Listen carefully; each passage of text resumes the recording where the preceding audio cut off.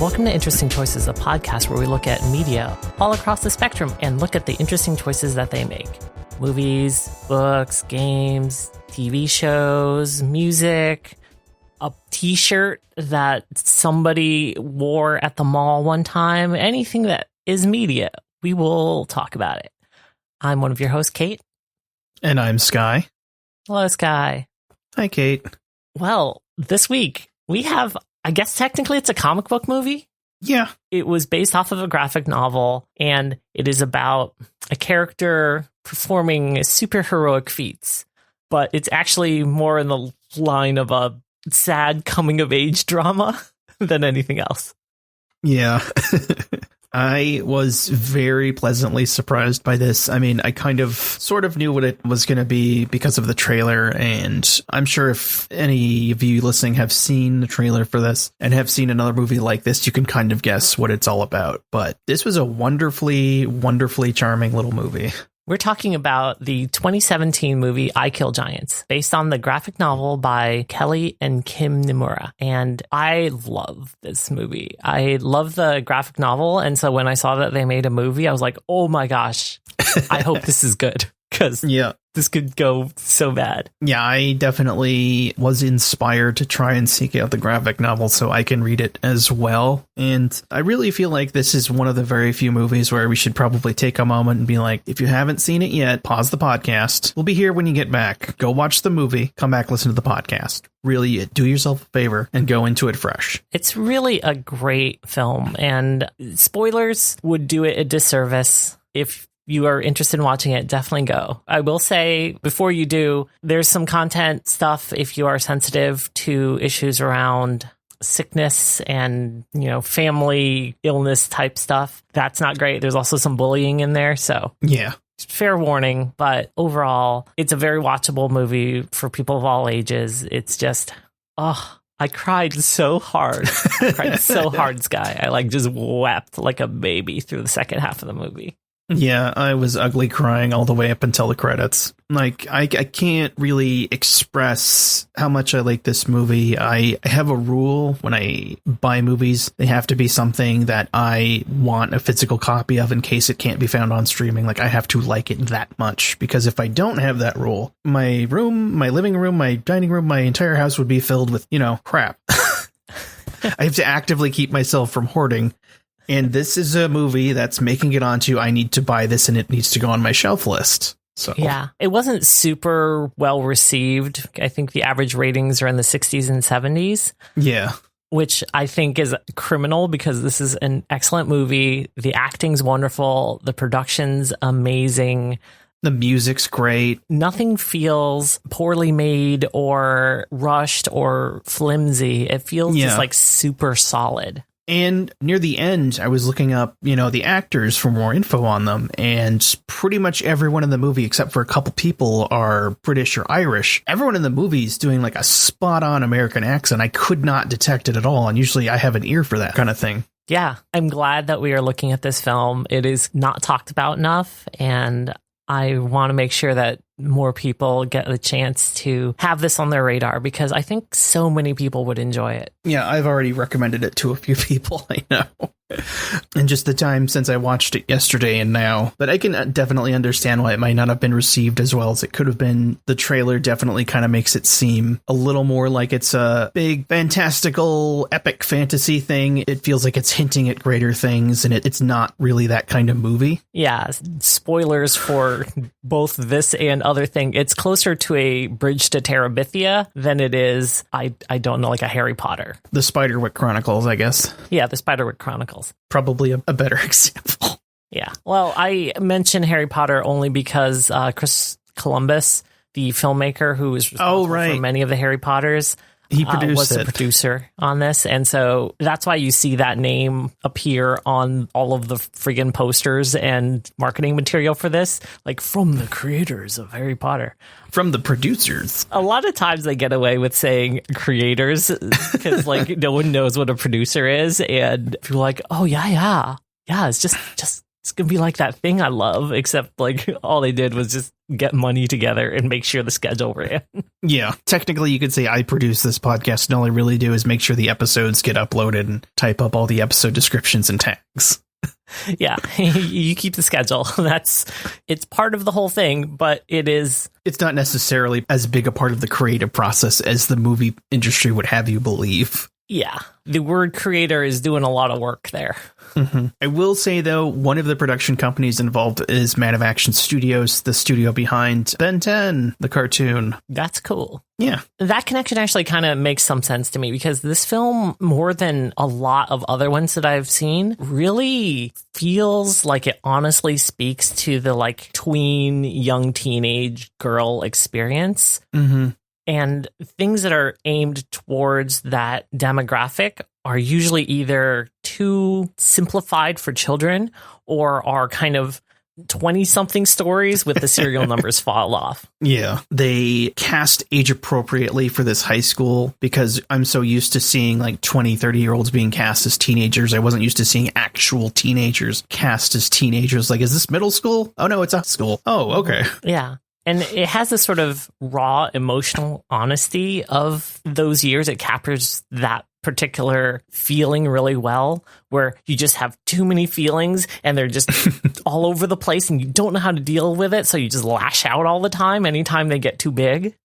Yeah, and especially if you've ever been through any kind of family trouble or a tough situation at home. I know that there were several points where Barbara was doing something or something was happening and she was acting a certain way, and I was like, yep, in there. I know exactly what she's thinking. Barbara is, in a lot of ways, a deeply unlikable character, but she is utterly sympathetic.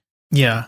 You feel for her so hard, even though you know that, like, she is leaving wreckage in a lot of her relationships with other humans because she just doesn't know how not to. Yeah, she is hell-bent on protecting herself to the point where she will push people away through curt words or behavior, and you really get the sense that she is socially savvy enough to understand what she's doing, and she knows that she's pushing people away. That's the only way she knows how to protect herself.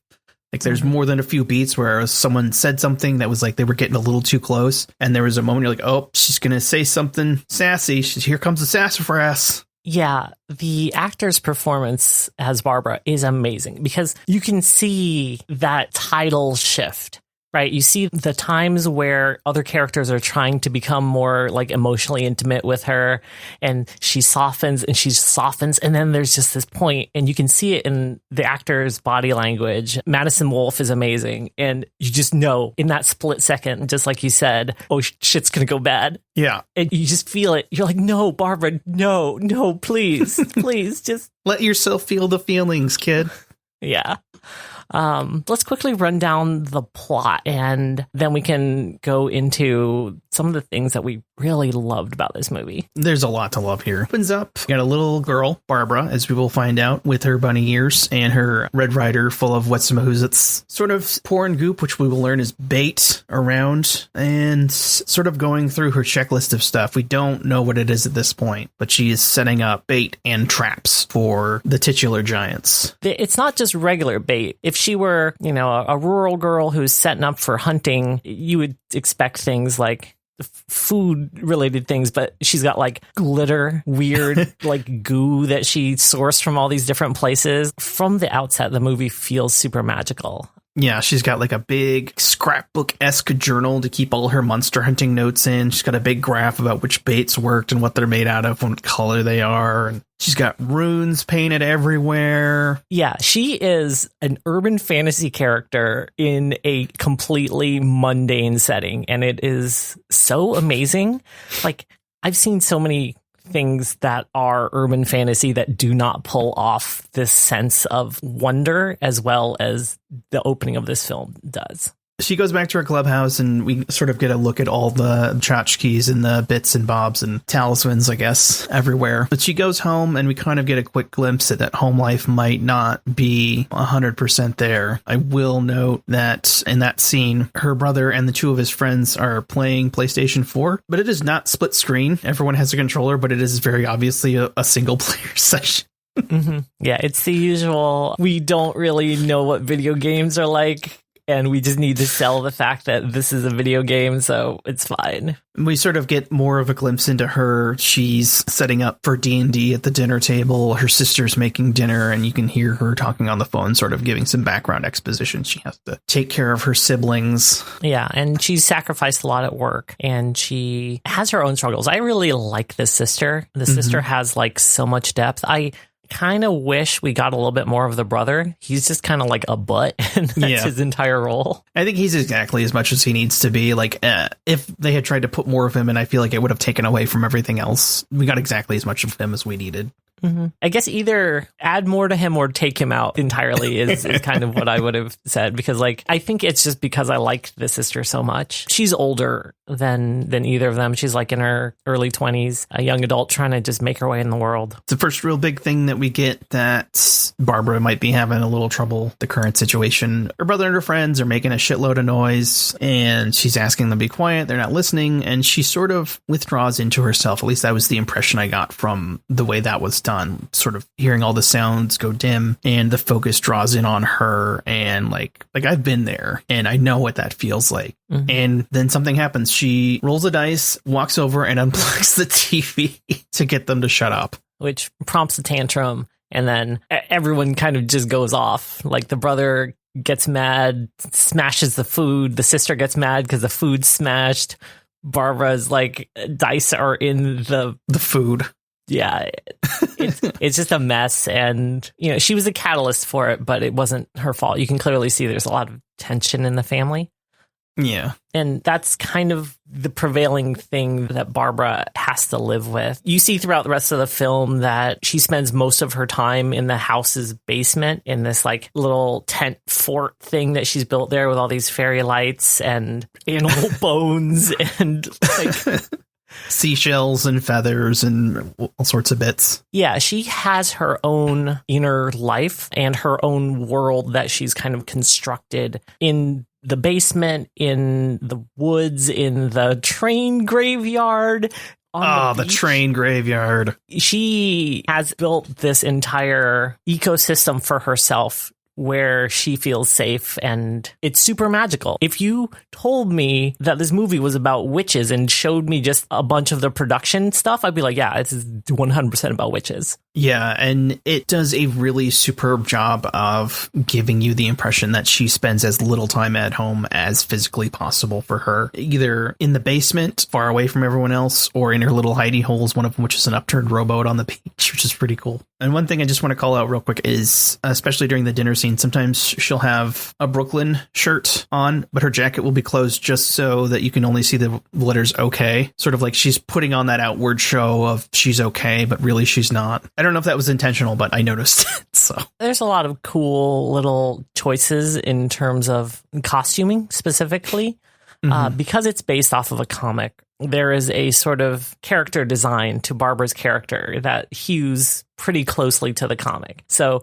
she doesn't change her clothes that often throughout most of the film, but when she does, you notice it. And it always feels significant. Most of the time she's just wearing that like blue coat, bunny ears, like leggings and like stripy socks. Pretty iconic look for her. A lot of the characters are super iconic looking. On the beach, one day she meets this like British girl, Sophia, who just moved to town and is desperate for a friend. And it was just like, do you want to play? You're weird, but I don't know literally anyone else in America, so I will go along with your weird stuff. Please be my friend. Please, please. Barbara brushes her off, being Barbara. But she gives her a little scrap of, I like your accent, and then she runs away. You wear nice clothes, and I like how you talk.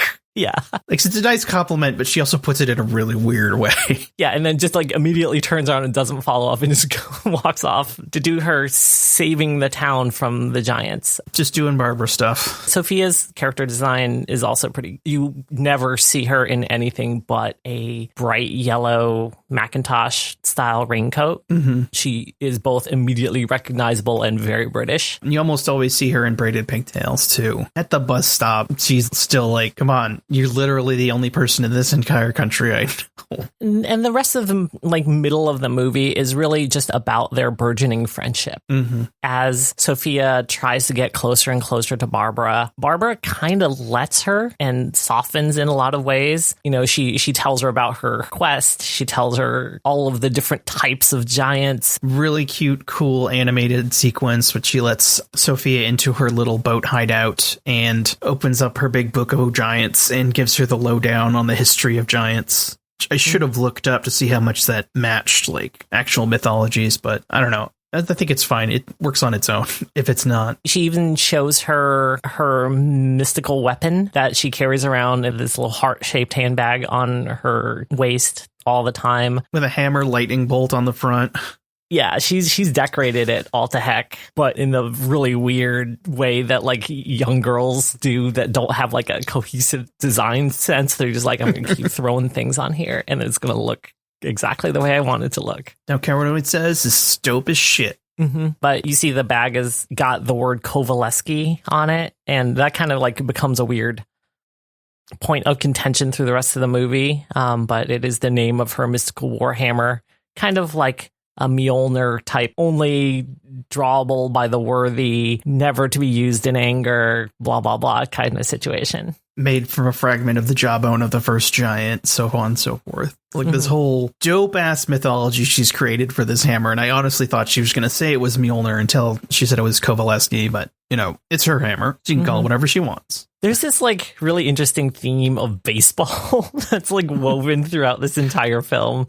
And we can talk about that later. But the entire time is her trying to exist at school while also trying to stave off the town's destruction by these giants that she knows are coming. At some point, Sophia asks, why even kill them? They sound really silly. Or maybe the counselor asked that. The counselor. Yeah. Yeah. And she says, they destroy everything. They come and take everything that's important to you. And so it's her job to prevent this from happening to all of the people of this town. And so that is her holy quest. Yeah, there's a moment where she's expositing this to Sophia, and she's like, people think it's hurricanes and tornadoes and earthquakes and landslides and stuff. No, it's giants. You ever lost a dog? Probably a giant. Sophia's like, no, my dog got backed over by my dad. She's like, oh, lucky. Yeah, she's great in her just deadpan, yeah, this is just how the world works and you're not going to question it. Sure. I really love how Sophia is just you know what? You're weird, but I guess you're my friend and I'm going to go along with it. Oh, you want to create a protective ward around my house by pricking my finger with a needle so I could wipe blood on the sigil that you created. Okay, sure. And that was actually kind of a sweet moment.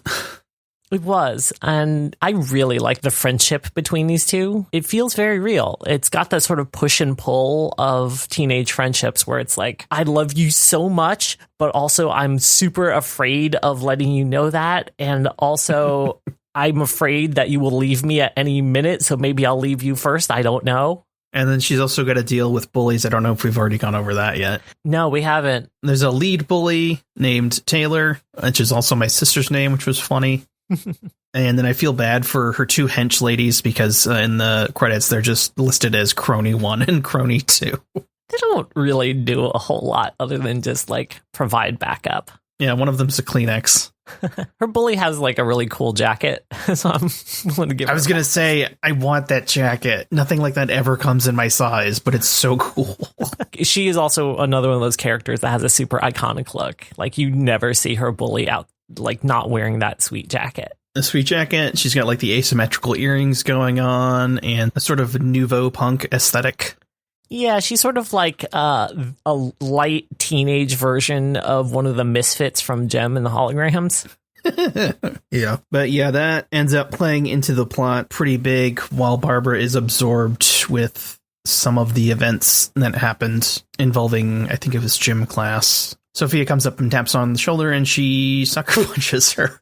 Yeah, Barbara just lashes out. That's kind of a recurring theme through the movie. One of the first times that she meets her guidance counselor, who is trying her best to get Barbara to open up about some of the stuff that's going on. And you think at first it's just like, oh, well, you're clearly troubled, but I'm going to help you out. But it's really about the larger underlying issues that she's got going on in her life. But like one of the first times she meets her, she just pushes Barbara a little bit too much, and Barbara just like ups and smacks her in the face. I think that was like the second time, and it was after the gym class incident. Yeah. The baseball thing comes up again, which happened in gym class. And in gym class, you can feel the gym teacher kind of pushing a little too hard on that one boundary. And then Barbara does the thing where she takes a pause, and out comes the sassafras. And then the guidance counselor kind of pushes, and you feel like maybe she's breaking through, but then she whips a hand at the guidance counselor. Barbara's got 2 triggers, and one of them is baseball and the other is family related. Mm-hmm. And it takes the guidance counselor a little bit to figure those 2 things out. To her credit, like, she's trying super hard. She's like, I understand you're a smart kid. I understand that you got some problems going on. I really want to help you. And I really liked the backstory they kind of just dropped in there. That really gave that character a kind of depth without having to dump exposition on us. Like, She sort of mentions that she was a hedge fund manager. Barbara makes a quip, were you the fleece old ladies kind or the good kind? And she's like, I didn't know, and I wanted to make a good difference in the world. I respect that level of emotional honesty, like that she was willing to be that emotionally honest with this child who clearly could understand what that meant. And Barbara's not unintelligent. Yeah, she's not dense. She's a smart kid, and they do a really good job of conveying that without saying it. She's smart. She has a lot of emotional intelligence when it comes to understanding other people. She just doesn't know how to navigate her own emotions in order to try to relate to them in any way that isn't just like pushing them away, pissing them off. Yeah. She is emotionally intelligent enough to know exactly how to press people's buttons to get them to leave her the fuck alone. That's one of the things I love about her character. She is that kid that everyone has met while they were growing up, that they have a lot of potential. You're kind of weirdly in awe of them, but also like they're a huge fuck up, and you're like, why do you keep doing this? Oh my God, why? Why, please, just you'll be okay. You just stop doing this, please. Yeah, and just before the blood ritual, she gets a note from Sophia asking if they still want to be friends after she kind of let slip that she liked baseball, which caused the whole gym incident. And she starts opening her bag, but she has this thing where she can't open the bag unless duty calls. And, there's sort of a glow from it. She sort of realizes what she's done. The sound drains away. Everything grows dark around her. The focus pulls in on her, and she's holding the bag to her chest, whispering into it almost, like saying she's sorry, she won't do it again. Like, that's a really spot on way to convey that this character has experienced trauma. Mm-hmm. Yeah. The entire movie is a series of bargains that Barbara has made with the universe about how she can get control of a world that is entirely out of her control. And so I love that scene because it's both like super tragic, and you just feel so hard for her that she's pulled in these 2 different directions. The like, how do I keep my walls up and protect myself while also trying to put my walls down and connect with a human being in any reasonable way? It's such a good scene. Mm-hmm. Yeah. Like, I was holding my breath, and then the fire alarm went off in the movie, not in my apartment. Yeah. The last third of the movie is her trying to deal with what it means to have her walls down now, and whether that is something that is permissible. Yeah. Because she feels unworthy to draw her holy Warhammer Kovaleski from her bag because her friendship with Sophia has like deprioritized her holy mission. Does she continue trying to regain this control? It's so hard. And that whole third half is sort of kicked off by, after the sucker punching, Sophia sort of is wooed to the dark side, if you will, by the bullies. And, they make her promises that they're not going to screw with Barbara. They just want to help her. which culminates in them, finding some of her traps and smashing them, and then Barbara going into full-on I'm gonna fuck you up mode. But she tries to draw Kovaleski again, and we get to see what it is in our world. It looked like a coyote jawbone tied to a wooden dowel with copper wire, I want to say. Mm-hmm. It looked pretty cool, as far as those things go. But yeah, then the bully's 3-teamer. She gets the crap kicked out of her. And she wakes up in her bedroom. In her house upstairs. On the second floor, and there's been a lot of the movie showing us that she's afraid to go up the stairs. There's something upstairs that she is afraid of that scares her. And as soon as she realizes where she is, she goes into that hold your breath, something bad's going to hear you mode. Her friend comes up the stairs and sees her, and Barbara does not react well. Yeah, well, she doesn't see her. Barbara sees Sophia staring 90 degrees to her right at something. We don't see what that is, but she is, I want to say, shocked by it. So much so that she drops a glass of water she's carrying and runs out of the house. And Barbara sort of hushedly tiptoes over and shuts the door that Sophia was looking into. Even to the point of walking over broken glass in order to do so. Yeah. We didn't really talk about it, but before all of this happened, after the fire alarm is pulled, Barbara's like, oh, this is my chance to leave school because I see omens in the sky and a giant's coming and I need to go kill it. And she basically drags Sophia out to the woods and the train station, the train graveyard where she set up all these weird traps and things. The fire alarm sequence culminates with, she starts by showing Sophia one of the traps, which is a big net full of garbage tied to a bait jug that swings into a tree. And that ends with her poking the deer carcass, and Sophia gets freaked out. Sophia's afraid of blood, we find out. And they meet back up at her house, and then Barbara creates a blood sigil to protect her when Barbara's not around. Near the end, after Barbara disappears for a bit, she sort of stops going to school after all of this has happened. Yeah, and she calls the guidance counselor, and they go to visit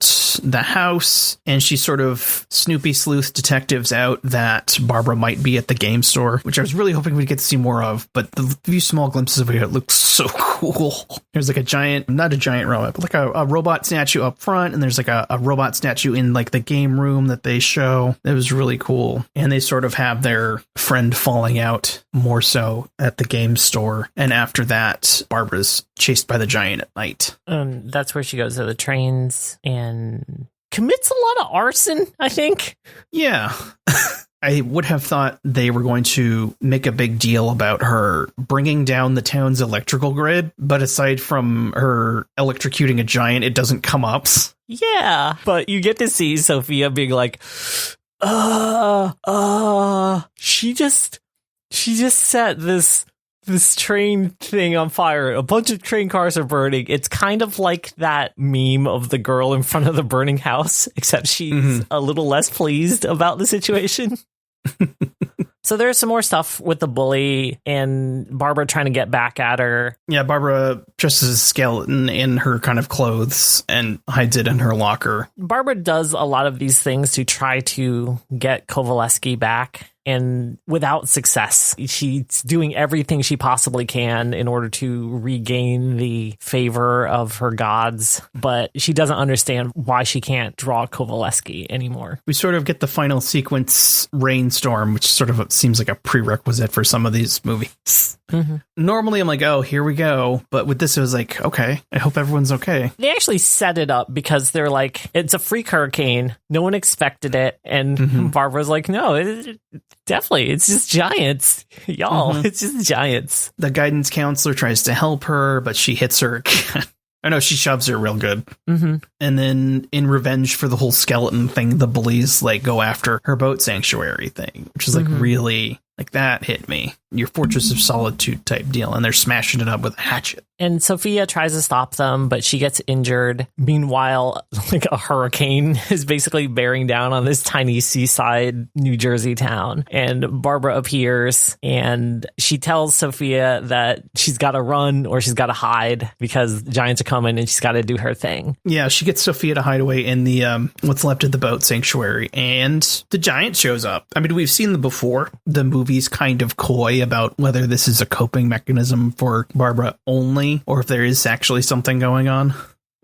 And I feel like it really balances it so well that it could be both. Like this could actually be happening, and it could also be something for Barbara to do, which is kind of backed up by what the giant says after she kicks the crap out of it. She fights the giant, and she manages to draw Kowaleski. Which is dope as shit. Yeah. If you look at the poster, you can see what it looks like, but... It's actually a little bigger than that compared to her in the movie. Yeah, it's a little unreasonably large, and she doesn't wield it super well. Yeah. She sort of slams it in front of the giant, and then the lightning bolt that summons hits the giant in the head, and then she has a conversation with it, and it's like... I beat you. You're not going to take my mom. I beat you. And he's like, oh, kid, I didn't come here for your mom. I came here for you, which I kind of took to mean like they weren't coming to take people away. It was coming there to give her something to fight. Yeah. If you've ever experienced like that kind of loss, that kind of grief, and there's nowhere to direct it, it's the worst.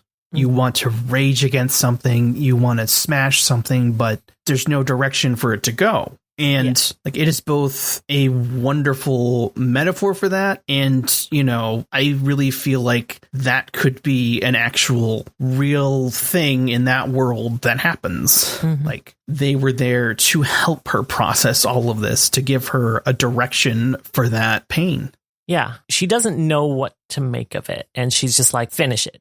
Just fine. And the giant, which is the largest class of giant that she describes in her mythology, a titan, picks her up and then like brings her close to its head. Then she bops it. Yeah, she just bops it on the head with Kowaleski, and then they both tumble into the ocean. Yeah. And there's a lot of sinking down into the water with voiceover, and then the giant being given some good life lessons about mortality. And that was some really touching writing. Like that really kicked off the waterfall, so to speak. Yeah. By then I'd been crying for like 15 minutes straight. But yeah, she swims back to shore, and Sophia and her have a we're friends again deal. And then she goes back home and upstairs, and we see what Sophia had seen. I mean, we already heard it from the guidance counselor earlier when Barbara shoved her, that her mom is very sick. And that's the reason for all of this. Yeah. It's the reason she hasn't been home. It's the reason she's afraid to go upstairs. It's the reason she's been camping out downstairs listening to old baseball broadcasts. And a recording of her and her mom that we listened to that Sophia plays of them discussing Kowaleski and his story. Her mom is real obsessed with baseball, and that was one of the things that they bonded over, which is why she has so fixated on baseball. Like there's like a baseball shrine in her little basement sanctuary, and she's sharpening baseball bats at the train graveyard while she's wearing an umpire mat. Yeah. It's a huge part of her mythology, and it's super cool. Yeah, and it sort of brings everything into stark relief. It's the reason she lashed out at the gym coach. It's the reason she hit the guidance counselor. Everyone pushed the baseball button, and that is one of her triggers, for lack of a better word. Yeah. Yeah, it's her mom, and she's hooked up to an IV and a lot of equipment, and... Yeah, they just have like a touching moment where her mom is genuinely like, am I dreaming? It's super sad, and I'm getting like choked up thinking about it. Yeah. It brought back a lot of memories for me personally. It was a very, very well acted scene. I had a good cry. Yeah, same. It was very sort of emotionally resonant. You can see that she finally was able to like let those walls down. Yeah. And really experience that. And she apologizes for not being around, and her mom forgives her. Oh, man. And then it kind of goes to black, and then it comes up, and it's the start of another school year, and the teacher's asking the kids what they did. I liked the way they did that. Yeah. Because they didn't put up a date. They didn't say sometime later. We just get a voiceover from the teacher who's, you know, school starting, the bell's ringing, people are getting off the bus, and a voiceover before we get the cut to the classroom. The teacher's like, so who wants to tell us what they did over their summer break? And she picks on Barbara. And then the camera pans over, and such a difference from the first shot to this Barbara. She's got new glasses. She's not wearing the bunny ears. She's wearing an oversized Phillies varsity jacket kind of thing. And she looks a lot better adjusted. She looks like she's doing good. And she's just sort of like, I just kind of rested and hung out with my mom and did some stuff. And then Sophia jumps up and she's like, and she killed a Titan with her bare hands. And that was a really cute way of like cementing how their friendship had restored and how, God, I'm getting emotional again. Yeah, how much their friendship had grown.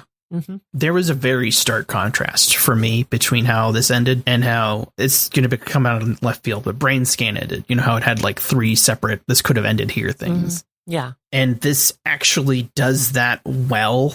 Yeah. Where each successed, this could have ended here, improves upon the last one. It does. It could have just ended with her accepting that her mom was sick. And that would have been enough. But like, we get the friendship epilogue.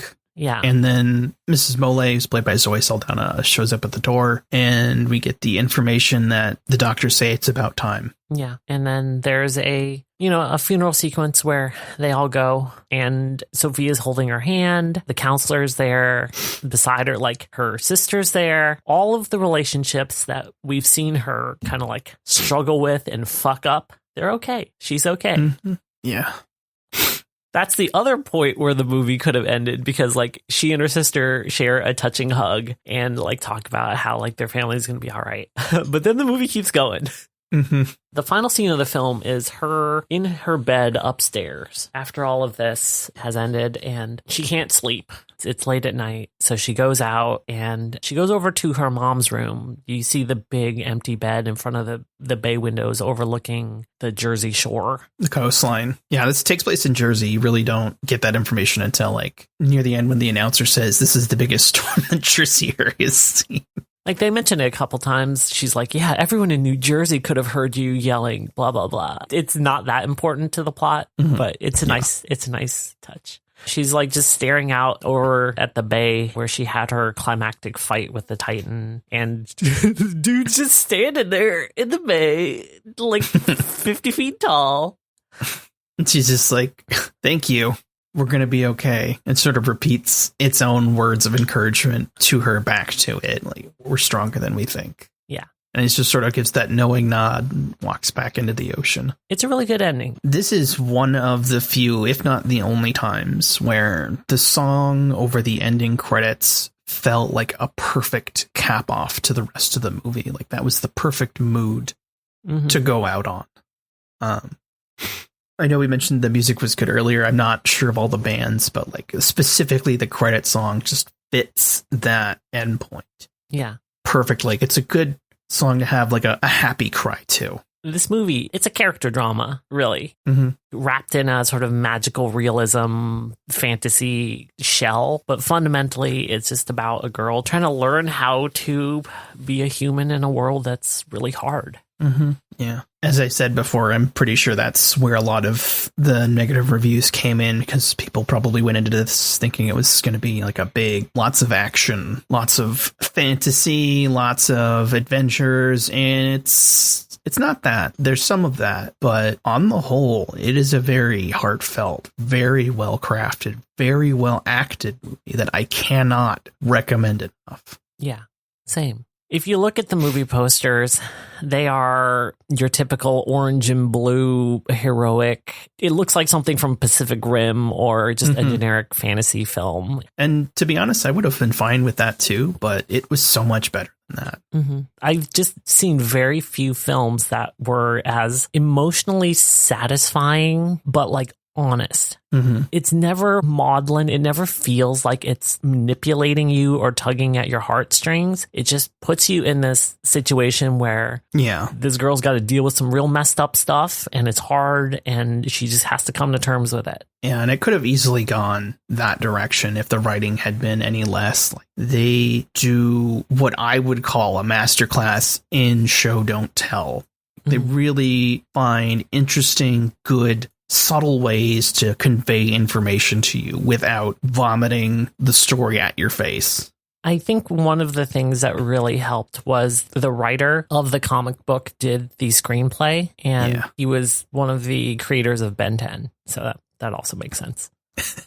One thing I noticed as far as costuming goes that I really enjoyed is that for the majority of the film, Barbara's wearing her bunny ears, but after she's been through something a little more substantially emotionally taxing, she has a knitted wool cap that she wears instead. Mm-hmm. Sort of like as extra protection. I thought that was really sweet.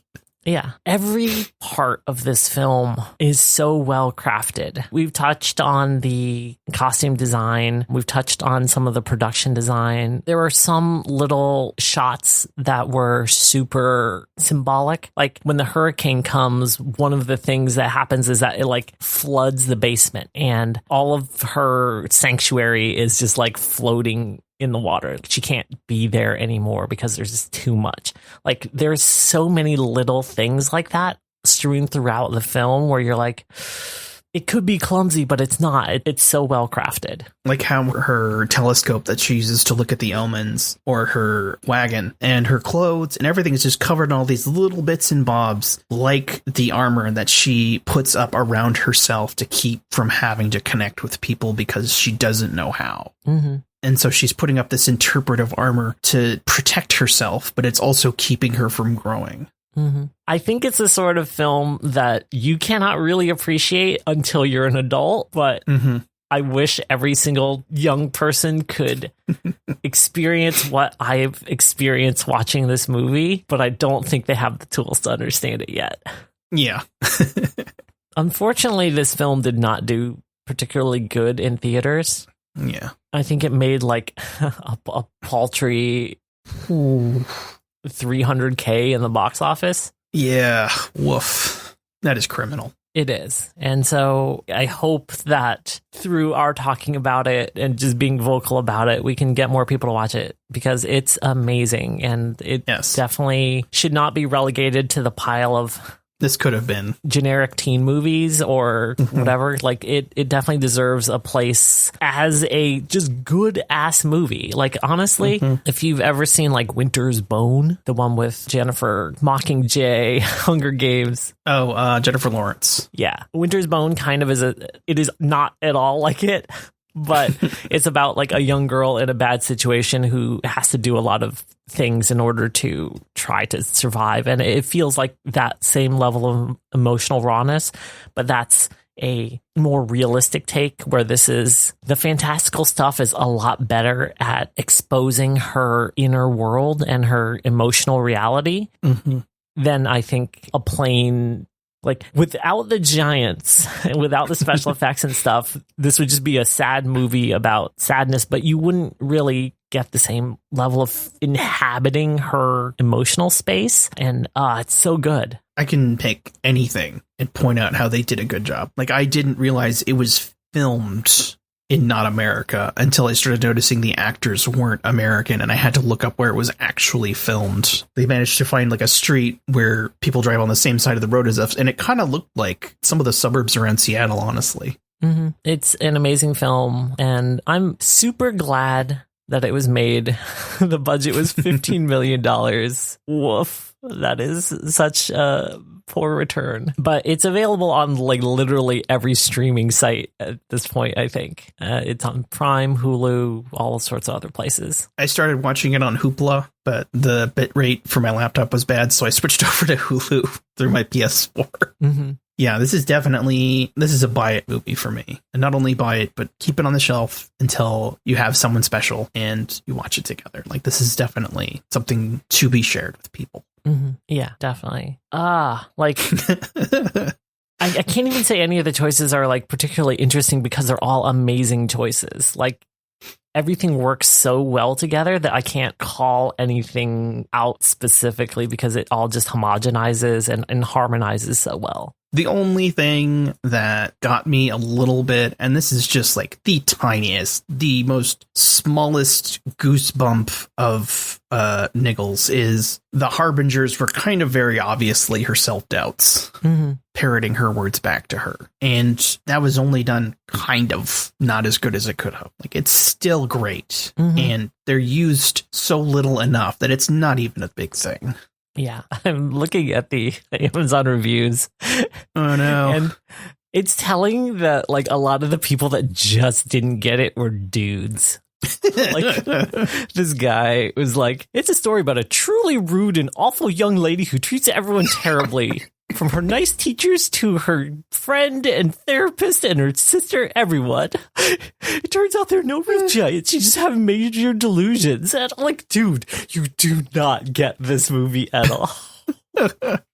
Oh man.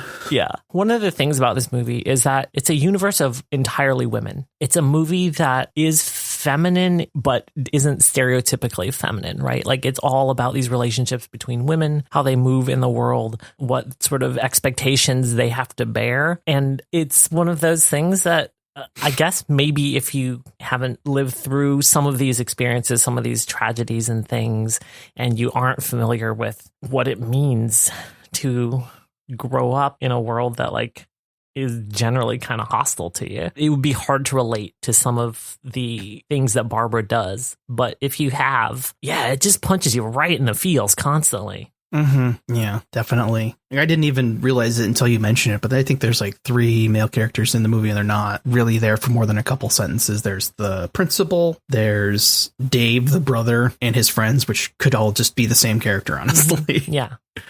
And then Mrs. Molet's husband, which he just sort of shows up for a sec. Yeah. To be a cute stay-at-home husband guy. It's rare that you get to see so many different types of relationships explored. And yeah, I don't know, it's super cool. Like, I love this movie. Yeah, we would like this movie if you didn't get it at this point. Yep. Yeah, basically the only thing I could really tell you is just go and watch this movie. Yeah. Go watch this movie. If you didn't watch it when I told you to pause it earlier, you're terrible and I hate you. That's not true. You're great. You're doing great. I hope you enjoyed the movie still. That said, I don't have anything else to say about it other than just go watch it. Yeah. I mean, the last small thing I had was it seems like whenever she wants to do magic or make magic happen, she sprinkles glitter on something, which was especially cool when she was drawing giant runes on the train and throwing glitter at it. There's definitely a part where she like kisses something that has glitter on it. I'm like, oh no, she's going to have glitter all over her. Oh, honey, you're going to have sparkly poops. Yeah. That's actually one of those things that, going back to the fact that this is a very feminine movie, most people don't understand that young women, especially in the like tween age, are really dark and really spooky. And they're into like all sorts of occult stuff. And it's not just makeup and boys and whatever. Like, I've known so many who were like weird, deep mythology girls who are like, well, we're just going to do blood rituals because that's just the thing. There's a reason all like witch shows are about teenage witches, because like girls that age are just fucking weird as hell. And I love them. And this is one of the few movies that like captures that in an honest way. Yeah, that was every girl I've ever known. And the only thing I just remembered is at the beginning, you know, when she's sort of listening to her brother and his friends sort of be rowdy about the game and she's withdrawing into herself and she rolls the dice. I don't know if it was special effects added in or if it was something that happened, but there was like sparks every time it hit the table and rolled, which was really cool. Yeah. All of the touches of magic in this movie are very subtle, and I love it so much. The part where she fights the giant at the train depot. It starts off kind of mundane where, you know, it's just a tense chase, and then windows start shattering, and then she gets to her traps and they're like glowing with blue fire and all the glitters like shimmering like with gold sparks. And you're like, oh, okay. And the part where she's running across the top of the trains. Yeah, the magic is sparing, but that's what makes it so much more impactful when it happens. You're like, wow, this is super cool, because I haven't been desensitized to it the entire movie. I love it. It's super good. But anyway, that was I Killed Giants, the 2017. Every film. copy should come with a box of tissues. Yeah, it is the saddest, and if you just need a good cry, just put this movie on and have a good time. Or if you just need to be reminded that, like, no matter how bad the world is, no matter how much stuff is going on, we can get through it together, and we're all stronger than we think. So yeah, we'll be fine. And there's always a giant out there that will let you beat it up to help you feel better. Yep. And if you can't find yours, let me know and I will help you find one. Anyway, where can people find you on the internet, Sky? You can find me on Twitter at ShardCorso. That's SHARD_CORSO. Kate, where can people find you? You can find me on TikTok and Twitter as Army of Meat. And you can find us collectively on Twitter at Interesting Choice 6, INTRST. No. I always get it wrong. Give it to us, Sky. That's INTRESTINGCOI6. If you have any recommendations. I don't know how to spell interesting normally, so... It doesn't help that I spelled it wrong in our Twitter handles. Yep.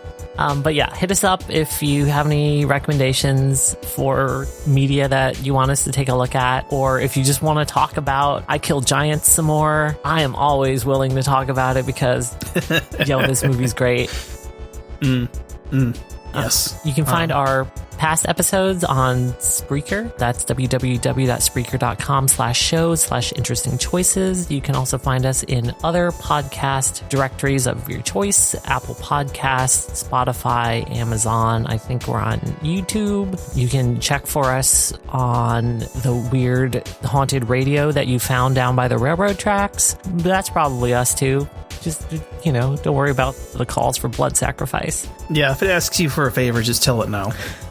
I've made that mistake. And if you want to support the show, you can do so at patreon.com/interesting choices. If you donate at the $2 level, we'll drop your name at the end of every episode for the month you donated. And at the $5 level, you can help us pick what we do next. So, yeah. So go watch this movie, buy the comic, get a box of tissues, just live your best life. Have that emotional catharsis, because boy, do we all need some emotional catharsis right now. Yeah, this movie pairs very well with the weighted blanket. Yes, definitely.